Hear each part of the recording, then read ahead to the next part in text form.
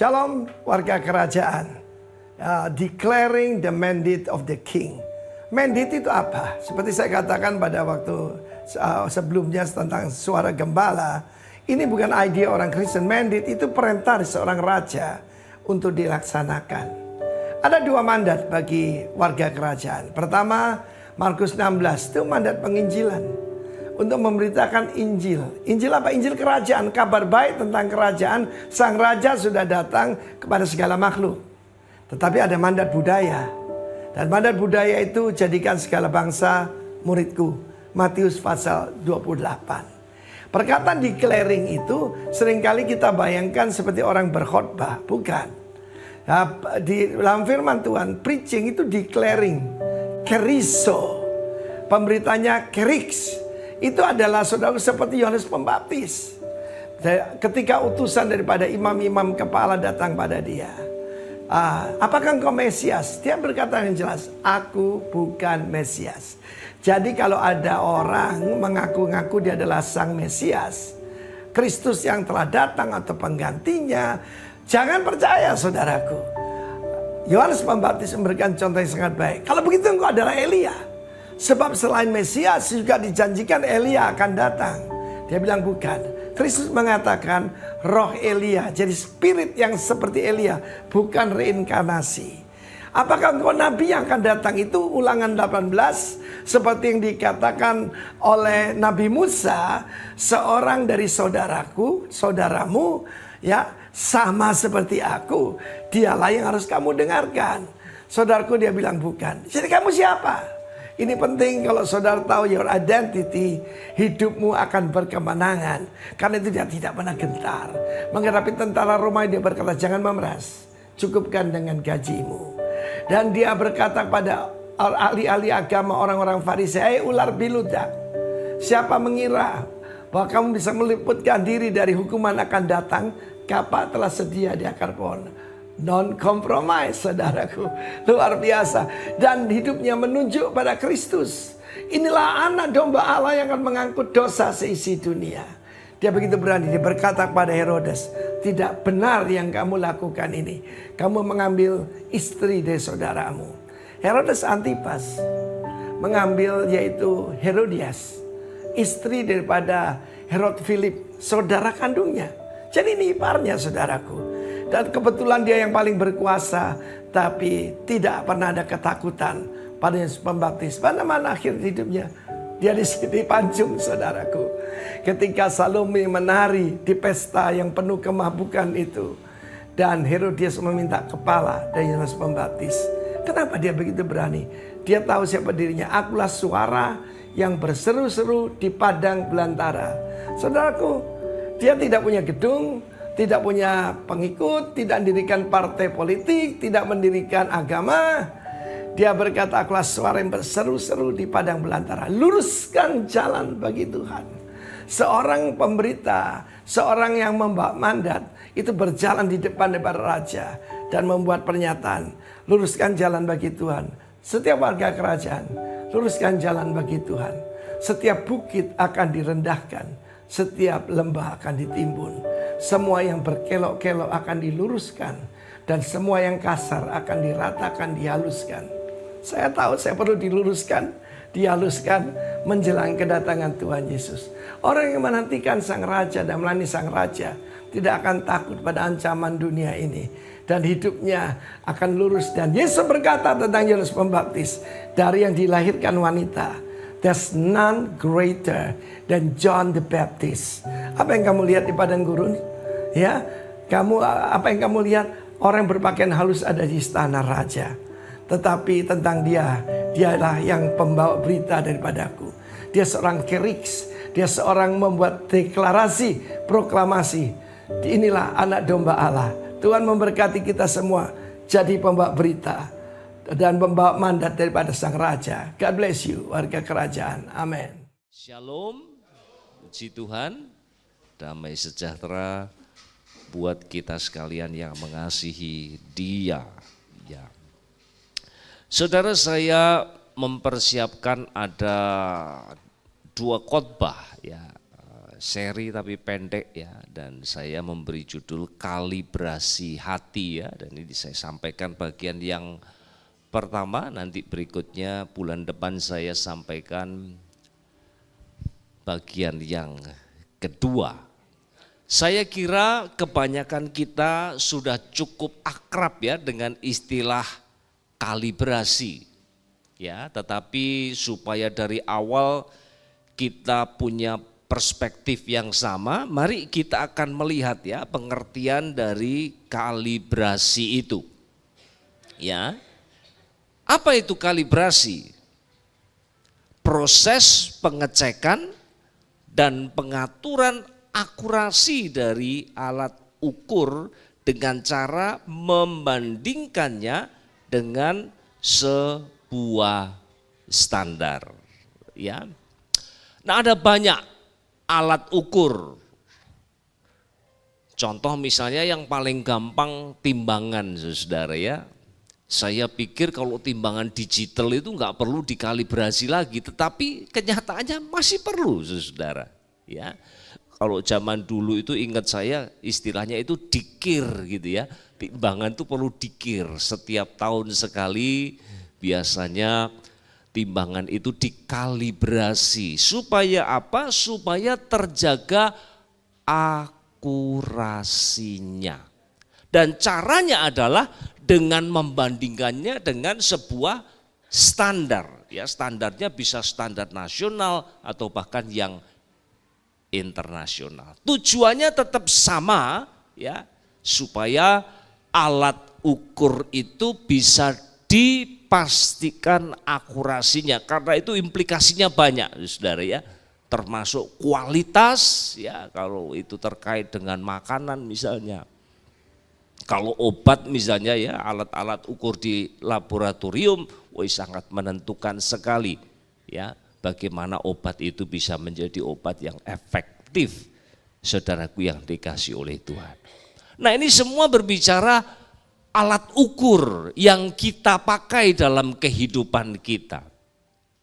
Tetapi bagaimana dengan kalibrasi hati? Ya, saudara, sama dengan alat-alat ukur itu ya, karena intensitas pemakaian barangkali sehingga akurasinya jadi berkurang, maka hati kita pun juga bisa mengalami hal yang sama. Saudara, awalnya sudah lurus hati kita, selaras dengan hatinya Allah, dengan kebenaran Allah. Tetapi karena ups and downs kehidupan, pencobaan, serangan-serangan dari luar dan juga dari dalam kedagingan kita, saudara, seringkali membuat hati kita jadi bengkok. Nah, pada waktu itulah hati kita perlu dikalibrasi. Nah, ada satu ayat yang akan menjadi pusat perhatian kita, saudara, di dalam Amsal pasal 23 ayat yang ke-26 ya. Katakan demikian, hai anakku, berikanlah hatimu kepadaku, biarlah matamu senang dengan jalan-jalanku. Saudara perhatikan di sini ya. Ini perkataan tentu dari seorang bapak ya kepada anaknya. Nah, sekarang pertanyaannya, siapa bapaknya di sini? Maka jawabannya adalah tidak lain Salomo. Ya, dialah yang mengarang beberapa Amsal ya. Dia juga yang mengkoleksi Amsal-Amsal itu, saudaraku ya. Jadi di sini Salomo sedang mengungkapkan keprihatinannya yang terdalam, yang tidak lain kepada putranya sendiri. Nah, pertanyaan sekarang, siapa putranya ini? Wah, repot saudara ya. Salomo orang sibuk, anaknya banyak saudara. ada satu nama yang disebutkan dalam Alkitab, ya, anak daripada Salomo, yaitu Rehabeam, saudara, Rehabeam. Dan kepada putranya itulah perkataan ini ditujukan, saudara. Ya, nanti kita akan melihat bersama-sama kenapa kok perkataan ini datang. Ya, kenapa kok perkataan ini muncul dari Salomo, ya, yang merupakan ungkapan kepedulian, keprihatinan yang mendalam kepada Rehabeam itu. Nah, tetapi sebelum ke sana, mari kita klarifikasi lagi. Ya, ada tadi kalibrasi sudah kita pahami bersama. Sekarang masalah hati, ya. Nah, hati tidak lain adalah pusat kehidupan atau keberadaan kita yang paling dalam. Saudara, kalau memperhatikan di dalam Alkitab kita, khususnya di dalam Perjanjian Lama, ya, kata hati itu muncul, maka itu menunjuk kepada segala sesuatu yang tidak kelihatan dari diri seseorang, ya, yang imaterial, saudara. Dan itu berbicara mengenai pikiran, perasaan, jiwa, roh, ya, semua masuk di situ, saudara. Nah, itu sebabnya tidak heran, ya, kalau ada banyak sekali ayat, ya, di dalam Alkitab kita yang memberikan awasan supaya kita menjaga hati kita ini. Karena dari yang imaterial itu kemudian manusia mewujudkan, ya, karena ada dorongan dari dalam, dari pikiran, dari perasaan, dari nalar, dari motivasi, dari perasaan seseorang, kemudian diwujudkan dalam tindakan. Saudaraku yang dikasihi oleh Tuhan. Nah, mari sama-sama kita akan melihat, ya, dengan cepat saja ayat-ayat ini cukup akrab buat kita, ya. Amsal 4:23 misalnya. Jagalah hatimu dengan segala kewaspadaan, karena dari situlah terpancar kehidupan. Hati sedemikian sentralnya. Semua yang dikerjakan oleh manusia di sepanjang kehidupannya itu lahir dari hatinya. Itu sebabnya hati perlu dijaga. Saudara, Yeremia 17 ayat yang ke-9.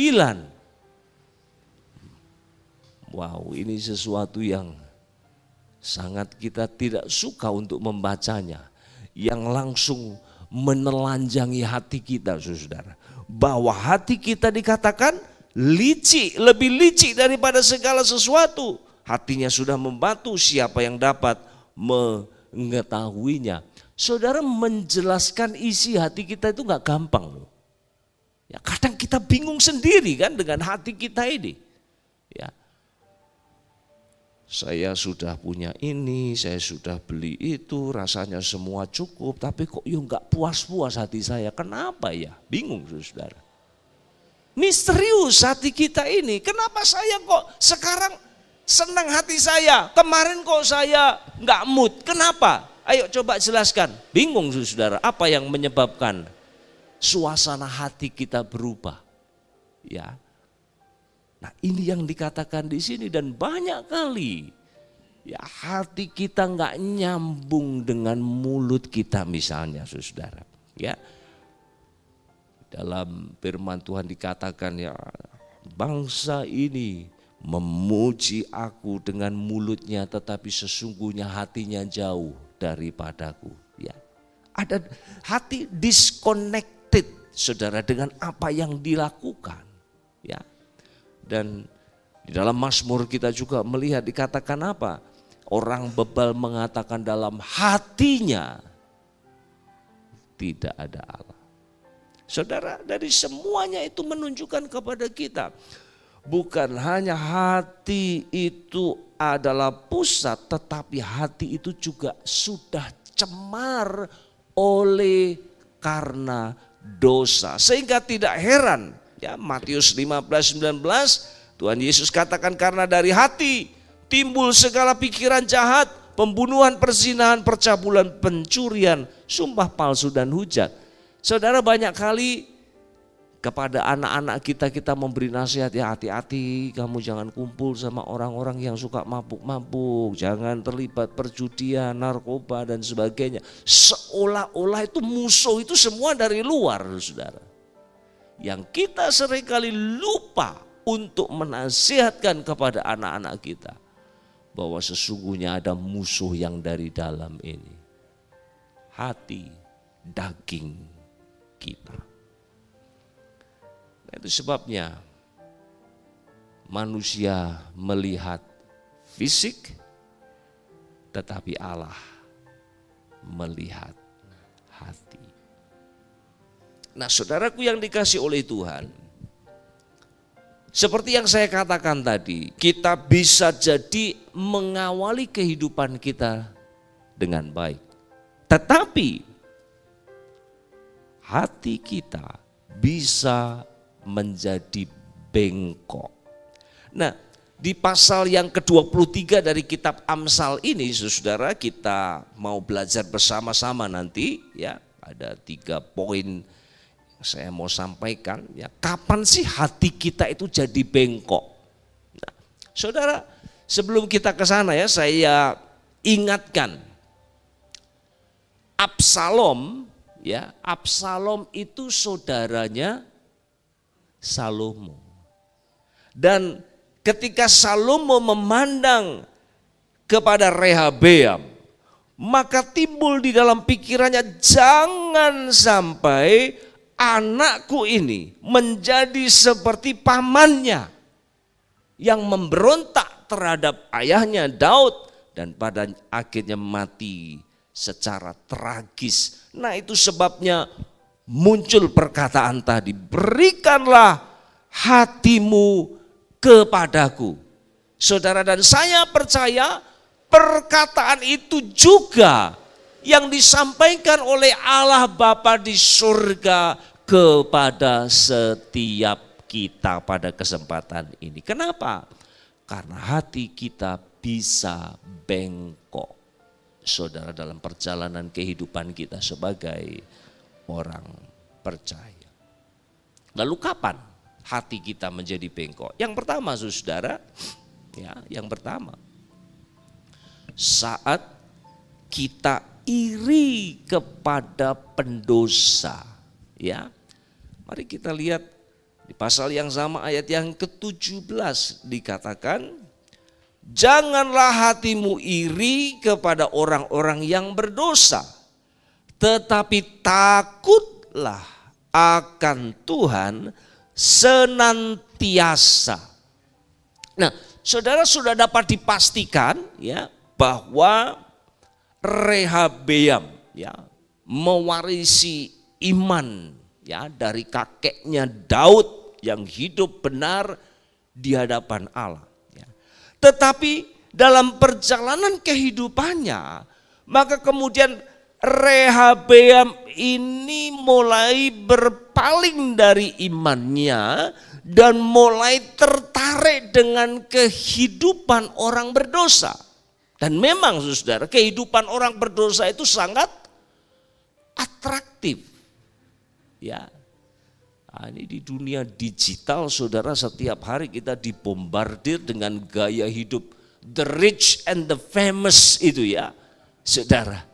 Hidupnya penuh dengan glamor, saudara. Hidupnya kelihatannya luar biasa. Mereka bahagia sekali. Ya. Sayang yang kita lihat itu hanya snapshot dari hidup mereka saja. Betul atau tidak, saudara? Cuma sepotong ketika mereka tampil di panggung, ketika bersama-sama dengan banyak wanita, saudara. Ketika berpesta dan sebagainya, itu yang disorot. Kita nggak melihat hidup mereka secara utuh. Kita tidak melihat betapa kesepiannya mereka, betapa depresinya mereka, saudara. Sehingga tergantung dengan obat-obatan dan sebagainya. Saudaraku yang dikasihi oleh Tuhan, Dan memang atraktif kehidupan mereka.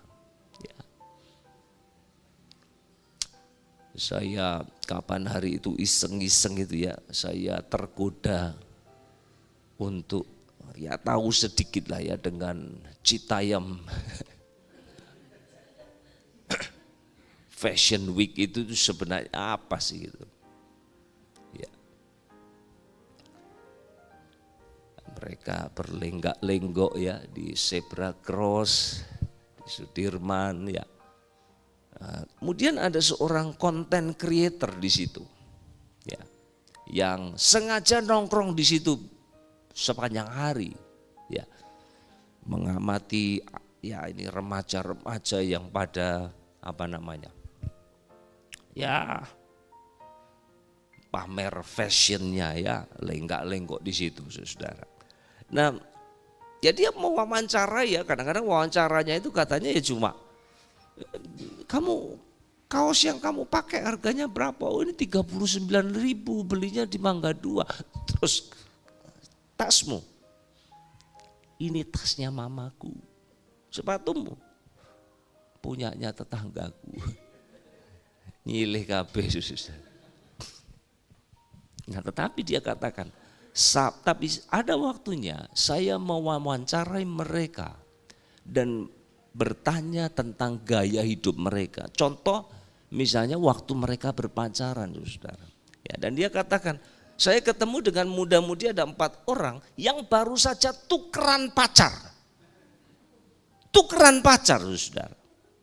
Dan yang menarik saya tanyai mereka, tidak ada yang pacaran lebih dari 1 bulan. Tidak lebih dari 1 bulan. Saudara, ini sebuah tren, tetapi saya memperhatikan di sini. Inilah cara kerja iblis yang membuat dosa itu semakin menarik, saudara. Anak-anak muda melihat kehidupan yang seperti ini, mereka juga pengen, aku sebagai anak Tuhan kok hidupnya itu, waduh terlalu banyak aturan. Mereka hidup enak sekali, ya. Mazmur di pasal 73 juga punya masalah yang sama, saudara. Ketika membandingkan dirinya dengan orang-orang fasik yang hidup dengan luar biasa sejahtera, ya, jauh dari tulah, mereka sehat, mereka gemuk, saudara, ya. Dan tidak tersentuh oleh masalah-masalah, lalu memandang kepada dirinya, selama ini aku sudah berusaha menjaga tangan dan hatiku bersih di hadapan Allah, tetapi aku sepanjang hari kena tulah, katanya. Saudaraku yang dikasihi oleh Tuhan, ini yang membuat banyak orang yang percaya kepada Tuhan lambat laun mulai pahit hati, mulai kecewa, mulai marah kepada Tuhan, dan tidak jarang meninggalkan Tuhan. Tetapi sebelum semuanya itu terjadi, saudara, mari kita lihat nasihat ya di pasal berikutnya, Amsal 24 ayat 19, nah ayat 20. Jangan menjadi marah kepada orang yang berbuat jahat. Jangan iri kepada orang fasik, karena tidak ada masa depan bagi penjahat. Pelita orang fasik akan padam. Ini saudara, kalau hati kita mulai tertarik kepada lifestyle orang-orang berdosa, ingat ini. Lihat kesudahan mereka. Lihat ujung daripada hidup mereka. Nah, dikatakan di sini tidak ada masa depan. Kalau sekarang mereka seperti hidup penuh dengan kemuliaan quote and quote dunia ini, saudara. Ya, tetapi kemuliaan itu pada waktunya akan padam. Kita melihat dalam bahasa yang lain di dalam Mazmur 73 itu. Orang-orang fasik itu akan ditempatkan di tempat-tempat yang licin. dan Tuhan akan menghancurkan mereka. Saudaraku yang dikasihi oleh Tuhan, ini yang seharusnya kita ingat ya. Bukan kita tertarik kepada para pendosa, iri kepada mereka. Tetapi seharusnya yang terjadi itu sebaliknya. Orang berdosa harusnya iri kepada kehidupan kita. Amin. Betul saudara? Kita yang hidup di dalam Tuhan, berjalan di dalam kebenaran, dituntun oleh Roh Allah di setiap langkah kehidupan kita. Seharusnya orang-orang di luar sana melihat kehidupan kita, mereka jadi tertarik, mereka iri dan bahkan mulai ikut Tuhan. Saudaraku yang dikasihi oleh Tuhan, bukan sebaliknya. Yang kedua, hati kita bisa jadi bengkok ketika kita salah fokus. Ya, ayat yang ke-18 kembali ke pasal 23. Karena masa depan sungguh ada dan harapanmu tidak akan hilang. Saudara, kembali kepada Salomo. Dia memperhatikan putranya Rehabeam, saudara. Mulai tertarik dengan kehidupan duniawi ini, saudara. Dan kemudian matanya itu hanya tertuju kepada kehidupan yang sekarang dan di sini saja. Sehingga dia mengingatkan masa depan itu sungguh ada.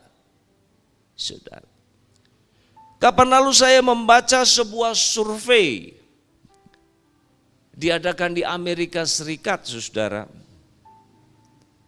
Pertanyaan yang diajukan kepada mereka-mereka yang jadi sampel di survei itu adalah, apa sih tujuan hidup dari manusia itu menurut kamu? Maka jawabannya ini, saudara, yang paling atas ya, 61% mereka mengatakan tujuan hidup manusia adalah enjoyment and self-fulfillment. Menempati urutan yang pertama. Untuk apa engkau ada di muka bumi ini? Maka jawaban mereka, untuk menikmati kehidupan ini seperti yang saya mau. Kepuasan diri saya, itu yang harus saya kejar. Lalu di bawahnya, saudara, saya melihat, saya baca ada detail ya, jawaban yang aneh-aneh begitu. Saudara, ya, ada seorang wanita yang punya tujuan ya, dan ini dia bilang tujuan dalam 1 tahun saya adalah apa? Saya mau makan, minum semua dari Starbucks. Setahun, saudara. Dan saya berhasil dan bahagia. Saudara bayangkan. 1 tahun makan produknya, pokoknya tidak ada yang lain, saudara. Dari Starbucks semua. Makan, minum dari Starbucks. Saudaraku yang dikasihi oleh Tuhan, ini semua menunjukkan begitu banyak orang di muka bumi ini yang matanya hanya tertuju kepada kehidupan yang sekarang dan di sini saja. Orang seringkali salah mengerti surga itu dikontraskan dengan neraka. Jadi kalau orang suruh milih, ya pilihannya 2, surga atau neraka. Saya mau tanya, ada nggak orang yang milih neraka? Ya, ada? Tidak seorang pun, saudara, yang memilih neraka. Jadi kalau demikian pilihannya di depan mata orang itu apa? Surga dan dunia ini. Mata hanya tertuju kepada kehidupan yang sekarang dan yang di sini. Dan puji Tuhan, firman Tuhan ingatkan kita, Rasul Paulus ya. Katakan apa? Kami memperhatikan yang tidak kelihatan. bukan yang kelihatan. Kenapa? Yang kelihatan sifatnya sementara. Sementara yang tidak kelihatan, yang sekarang ini hanya kita lihat dengan mata iman kita, itulah yang kekal. Dan saudara ingat ini ya, ingat baik-baik ini. Semakin besar harapan kita akan surga, maka semakin berkualitas pula kehidupan kita sekarang ini. Makin mata kita tertuju ke surga, saudara, bukan terus kemudian hidup kita jadi kacau, tidak. Malah justru sebaliknya. Makin mata kita tertuju ke surga, hidup kita yang sekarang akan semakin jadi lebih baik. D.L. Moody satu saat ditanyai oleh seorang yang datang kepada dia, kalau Tuhan Yesus datang sebentar malam, nanti malam, kira-kira apa yang akan engkau lakukan? Lalu dia katakan apa? Oh, saya akan menjalani hidup saya seperti biasa saja. Saudara, itu kata D.L. Moody. Lalu kenapa dia mengatakan itu? Kok enggak siap-siap? Waduh, jual semua, kasih kepada orang yang miskin supaya memuluskan jalan menuju surga. Tidak, saudara. Karena apa? Karena D.L. Moody sudah melatih dirinya. Sepanjang dia hidup di muka bumi ini, dia jaga, dia tetap memiliki heavenly minded. Mau datang kapan saja. Wong saya setiap hari sudah melatih hidup saya. Ya. Sekalipun saya masih hidup di muka bumi ini, tetapi pikiran saya tertuju ke surga. Bapak Ibu Saudara sekalian, ingat ya, nasihat dari firman Tuhan, masa depan sungguh ada. Dan di dalam Allah harapanmu tidak akan hilang. Saudara pinjam dari pemazmur, katakan sekalipun dagingku, hatiku habis lenyap, gunung batuku dan bagianku tetaplah Allah selama-lamanya. Saudara, tubuh kita semakin usur, kita makin lemah. Semua yang kita punya pun akan kita tinggalkan, saudara. Dan hanya Allah, pegangan kita, dialah yang kekal untuk selama-lamanya. Puji Tuhan, saudara. Yang terakhir, ya yang terakhir. Hati kita bisa bengkok kalau kita salah investasi. Nah ini menarik saudara ya, di ayat 23 ini ya Salomo memakai istilah dalam perdagangan ini saudara ya. Belilah kebenaran dan jangan menjualnya.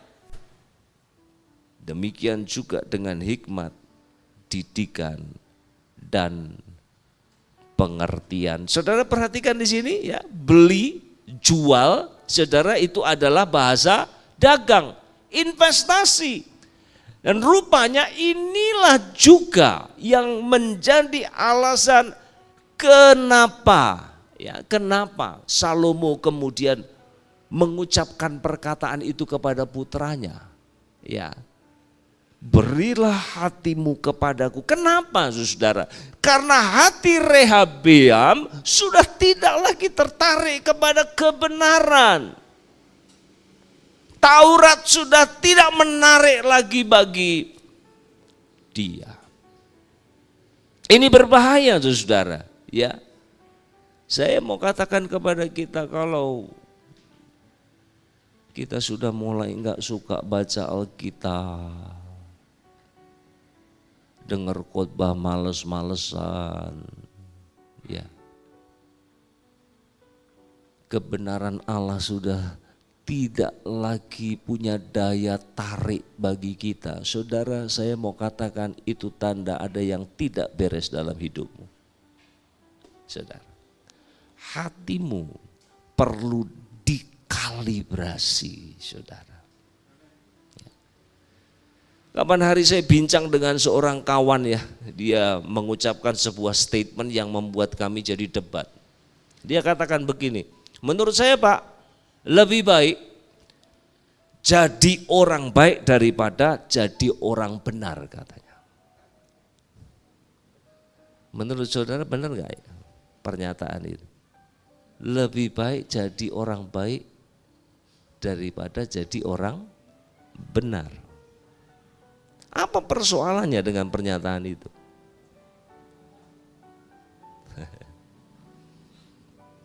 Masalahnya adalah orang baik belum tentu benar, tetapi orang benar selalu baik, saudara. Ya, Robin Hood itu orang baik. Ya, dia bantu orang miskin, tapi dengan merampok orang kaya, saudara. Maka dia orang baik, tetapi dia bukan orang yang benar. Saudaraku yang dikasihi oleh Tuhan. Dan saya percaya ini yang selalu menjadi godaan terbesar dalam kehidupan kita. Mau hamba Tuhan, mahasiswa, ya siswa yang masih belajar, pebisnis, apapun pekerjaan yang kita geluti, saudara. Untuk berjalan dalam kebenaran itu bukan sesuatu yang mudah. Tetapi di sini firman Tuhan ingatkan kita, sama seperti Salomo bicara kepada putranya Rehabeam, demikian pula Allah Bapa berbicara kepada kita anak-anaknya. Belilah kebenaran, investasi kepada kebenaran, ambil waktu untuk tenggelamkan dirimu dalam kebenaran, karena kebenaran itulah yang akan menuntun kehidupanmu sampai nanti kita berjumpa dengan Allah dalam kekekalan, saudara, sampai ke tujuan. Sayangnya Rehabeam gagal dalam hal ini. Lalu kita mendapatkan catatan yang sangat menyedihkan ini, saudara. 1 Tawarik 12 ayat 13 dan 14. Raja Rehabeam menunjukkan dirinya kuat dalam pemerintahannya di Yerusalem. Rehabeam berumur 41 tahun pada waktu ia menjadi raja. Dan 17 tahun lamanya ia memerintah di Yerusalem, kota yang dipilih Tuhan dari antara segala suku Israel, untuk membuat namanya tinggal di sana. Nama ibunya ialah Naamah, seorang perempuan Amon. Ia berbuat yang jahat. Ini terkait dengan Rehabeam, karena ia tidak tekun mencari Tuhan. Saudara, dalam bahasa Inggris perkataan karena ia tidak tekun mencari Tuhan, itu dikatakan seperti ini. He did not set his heart to seek the Lord. He did not set his heart, saudara. Dia tidak mau mengkalibrasi hatinya untuk mencari Tuhan. Nah saudara, hati bengkok itu saya kira kita semua mengalami dalam kehidupan kita. Jadi kalau itu seperti kompas, utaranya ini sudah melenceng, saudara. Dan ketika kita sadar akan hal itu, mari kembali berikan hatimu kepada Tuhan. Kehidupanmu serahkan kembali kepada Tuhan. Dan Tuhan yang akan tolong untuk mengkalibrasi hati kita. Amin, saudara. Amin. Puji Tuhan, mari.